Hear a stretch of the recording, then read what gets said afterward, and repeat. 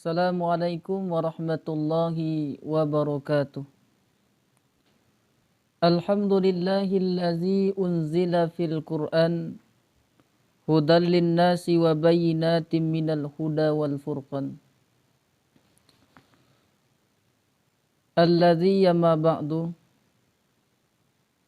Bersyukur kita kepada Allah dengan mengucapkan Alhamdulillahi Rabbil Alamin. Bersalawat kita kepada baginda Nabi besar Muhammad sallallahu alaihi wasallam. Allahumma salli ala Sayyidina Muhammad wa ala ali Sayyidina Muhammad. Bismillahirrahmanirrahim.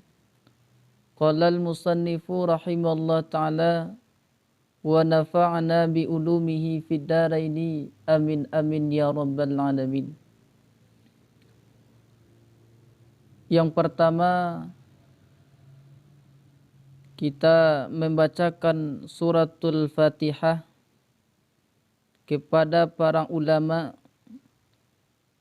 dan para kiai dan para guru yang telah mengajarkan tafsir Jalalain ini. Mudah-mudahan kita yang membaca dan yang mendengarkan diberikan manfaat dan keberkahan. Dan kepada pengarang kitab tafsir Jalalain, Imam Jalaluddin Al-Mahalli dan Imam Jalaluddin As-Suyuti.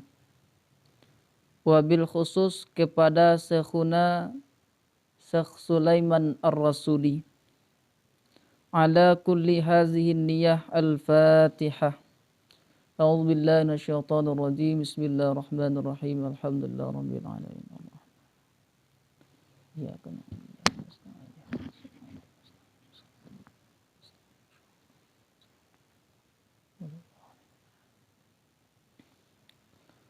Adapun di dalam kesempatan ini kita mengkaji tafsir Jalalain, yaitu juz yang pertama surat Al-Baqarah. Tafsir Jalalain itu disusun oleh dua ulama besar, Imam Jalaluddin Al-Mahalli dan Imam Jalaluddin As-Suyuti. Pada awalnya tafsir Jalalain ini disusun oleh Imam Jalaluddin Al-Mahalli pada tahun 1459. Kemudian dilanjutkan oleh muridnya Imam Jalaluddin As-Suyuti pada tahun 1505. Tafsir Jalalain ini pada umumnya merupakan tafsir klasik yang banyak dijadikan rujukan karena dianggap mudah dipahami. Pada awalnya tafsir ini dimulai oleh Imam Jalaluddin Al-Mahalli menafsir surat Al-Kahfi sampai akhir surat An-Nas. Kemudian beliau menafsirkan surat Al-Fatihah. Ketika beliau hendak menafsirkan surat Al-Baqarah, Allah berkehendak lain, artinya Imam Jalaluddin Al-Mahalli wafat. Kemudian dilanjutkan oleh muridnya bernama Imam Jalaluddin As-Suyuti, mulai dari awal surat Al-Baqarah sampai akhir dari surat Al-Isra. Ini adalah sedikit pengenalan tentang penyusun kitab tafsir Jalalain ini. Jadi pada kesempatan ini kita awali yaitu penafsiran membaca tafsir dari surat Al-Baqarah. Kenapa dikatakan Kenapa dinamakan dengan surat Al-Baqarah? Karena memang nanti di dalam surat ini akan bertemu pembahasan atau sejarah sapi betina. Sehingga dengan sejarah itulah dinamakan surat Al-Baqarah. Bismillahirrahmanirrahim. Suratul Baqarati Madaniyatun. Sebermula surat Al-Baqarah itu surat Madaniyah.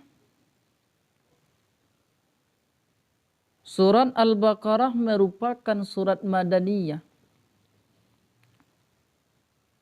Sebagaimana yang kita ketahui bahwa surat itu ada Makkiyah, ada surat Madaniyah. Surat Makkiyah adalah surat yang dinisbahkan kepada Makkah. Sedangkan surat Madaniyah surat yang dinisbahkan kepada Madinah.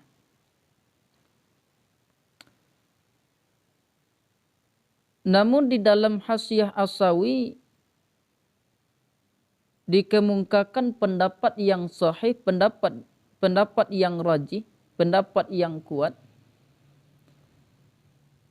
tentang pengertian surat Makkiyah dan pengertian surat Madaniyah. Karena memang saya dibantu dengan kitab Hasyiah As-Sawi. Di dalam Hasyiah dikatakan warrajihu annal makki ma nazala qabla al-hijrati walau fi Makkah.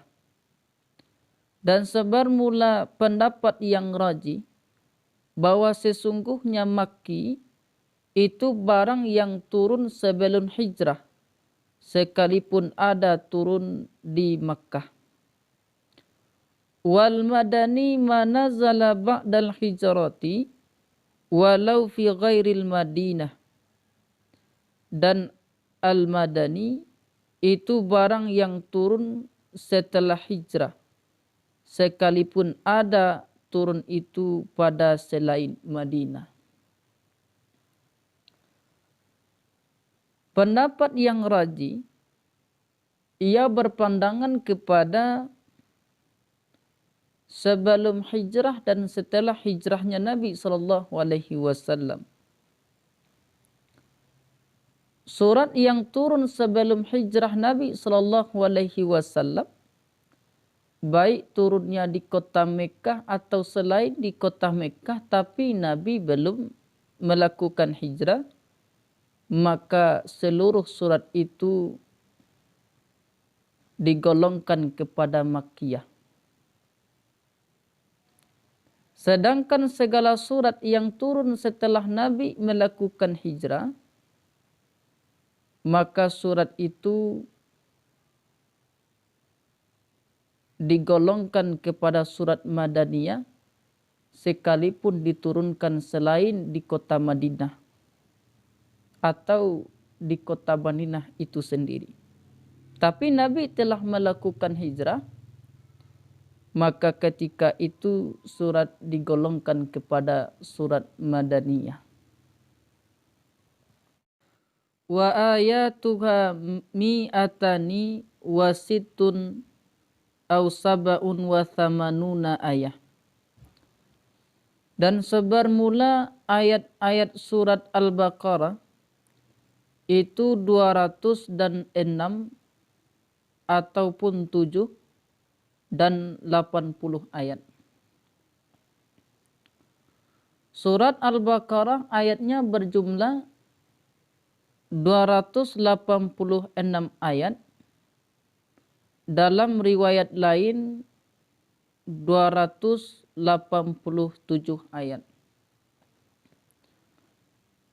Berbeda pendapat para ulama tentang jumlah ayat surat Al-Baqarah.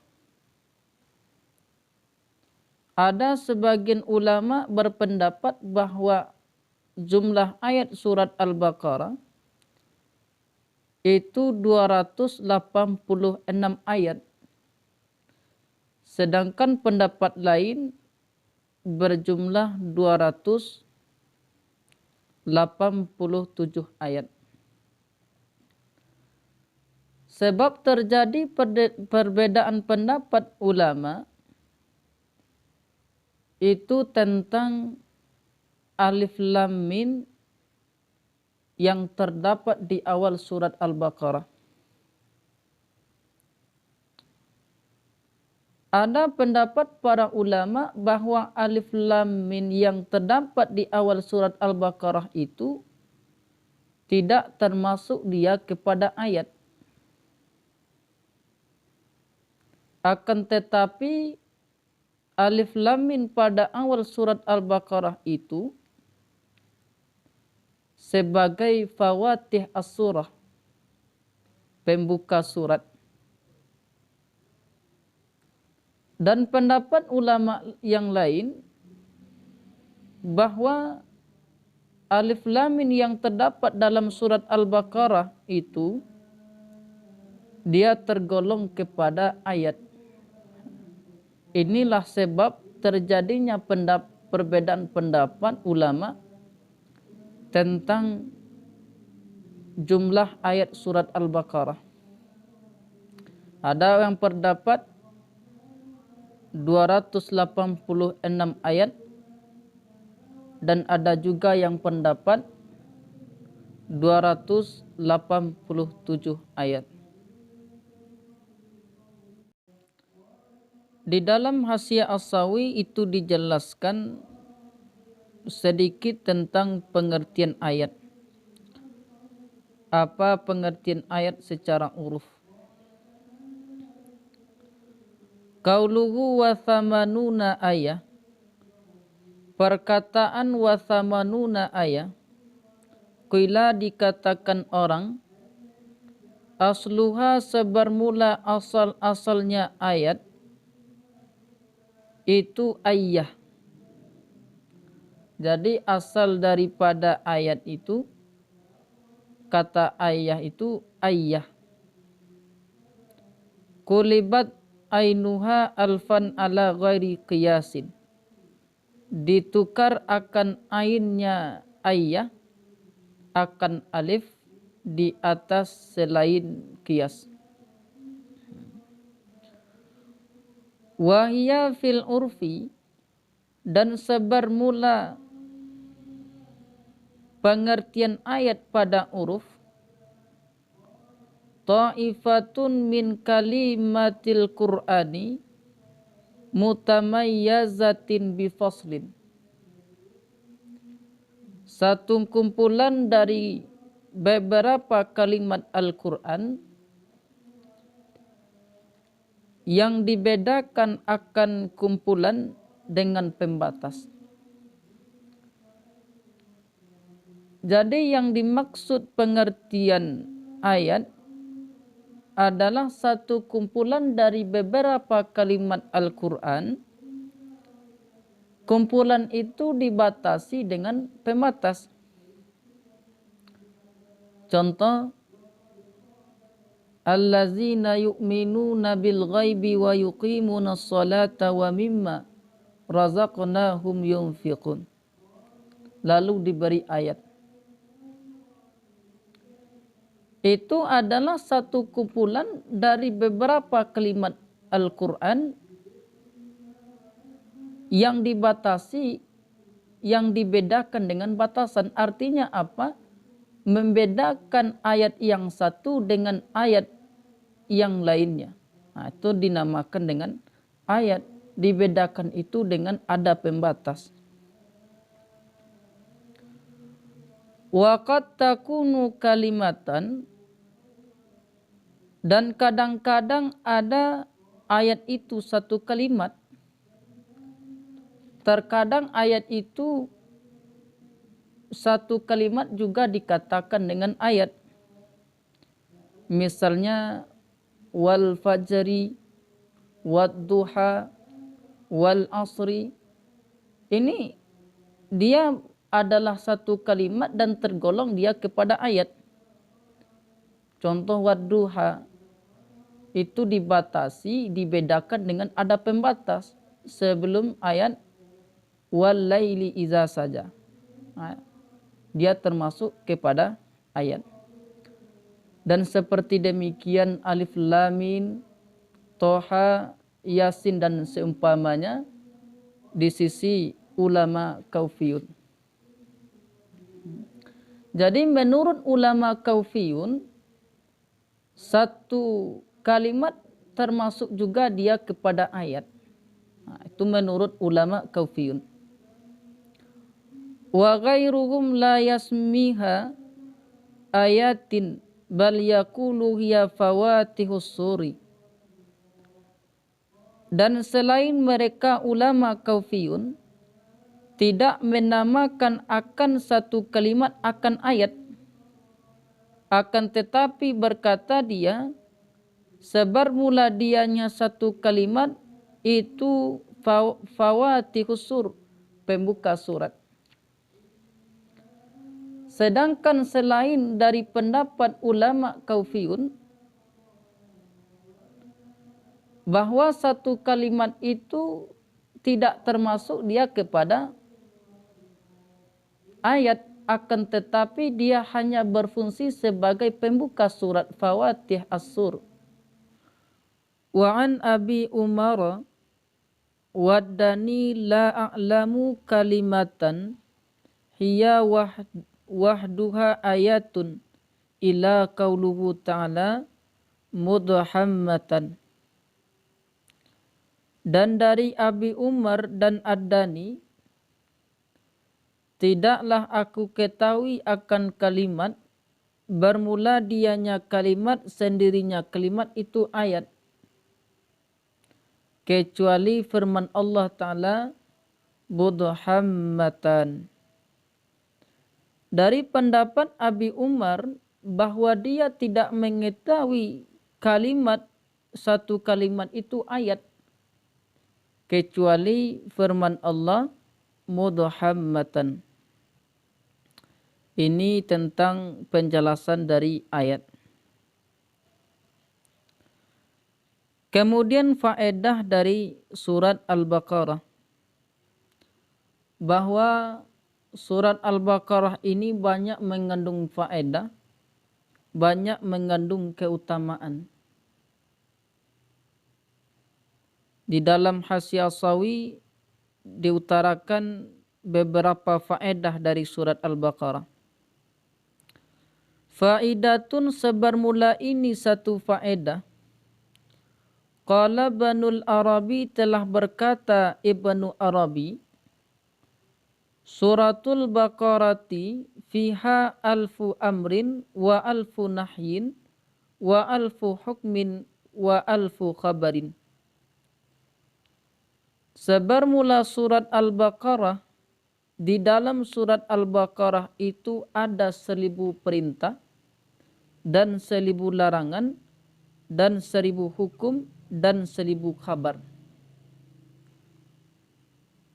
Ibnu Arabi beliau berkata bahwa di dalam surat Al-Baqarah itu terkandung 1000 perintah, 1000 larangan, 1000 hukum dan 1000 kabar. Akhazuha barakatun wa tarkuha hasratun wala tastati'uha al-batalatu wahum as-sahratu. Dan membaca surat Al-Baqarah itu satu keberkahan, dan meninggalkan surat Al-Baqarah artinya tidak membaca surat Al-Baqarah itu satu penyesalan yang amat mendalam. Wala tastati'uha al-batalatu, dan tidaklah menyanggupi akan surat Al-Baqarah oleh al-batalah. Dan sebermula mereka al-batalah as-sahratu, penyihir. Jadi membaca surat Al-Baqarah ini itu mendapatkan satu keberkahan dari Allah Subhanahu wa taala. Sedangkan yang tidak pernah membaca surat Al-Baqarah, ini satu penyesalan yang amat mendalam. Kenapa demikian? Karena memang di dalam surat Al-Baqarah itu mengandung banyak faedah, banyak keutamaan, sehingga barang siapa yang tidak membaca surat Al-Baqarah itu sebuah penyesalan yang amat mendalam. Kemudian orang yang membacakan surat Al-Baqarah ini tidak bisa oleh tukang sihir. Tidak akan mampu, mau disantet, mau segala macamnya oleh penyihir tidak berani. Inilah kelebihan dari surat Al-Baqarah. Bahkan tukang sihir pun tidak bisa, tidak sanggup menyihir, mensantet orang-orang yang membaca surat Al-Baqarah. Idza quri'at fi baitin lam tadkhulku muraddatus syayatin salasata ayyamin. Apabila dibacakan surat Al-Baqarah pada dalam satu rumah, niscaya tidaklah masuk ke dalamnya rumah oleh pemberontak-pemberontak setan selama 3 hari. Dalam satu rumah dibacakan surat Al-Baqarah. Apabila dibacakan dalam satu rumah surat Al-Baqarah, maka ke dalam rumah itu tidak akan sanggup, tidak akan berani pemberontak-pemberontak setan masuk selama 3 hari. Arti pemberontak itu pemimpin-pemimpin setan. Raja-raja setan itu tidak akan berani masuk. Bukan dalam rumah itu berarti tidak ada setan, ada. Tapi yang pemimpin-pemimpin setan itu tidak akan berani kalau di rumah itu dibacakan surat Al-Baqarah. Kalau anak buah setan dengan auzubillah bisa lari. Akan tetapi pemimpin bos-bos setan itu hanya dengan membaca surat Al-Baqarah, maka dia tidak akan berani masuk ke dalam rumah yang dibacakan surat Al-Baqarah. Warawiya Muslimun an Abi Hurairata, dan telah meriwayatkan oleh Imam Muslim dari Abi Hurairah, qala berkata ia, qala Rasulullah sallallahu alaihi wasallam, bersabda Rasulullah sallallahu alaihi wasallam, kata Rasul, la taj'alu buyutakum maqabiran, inna syaitana yafirru minal baiti allazi tuqra'u fihi suratul Baqarah.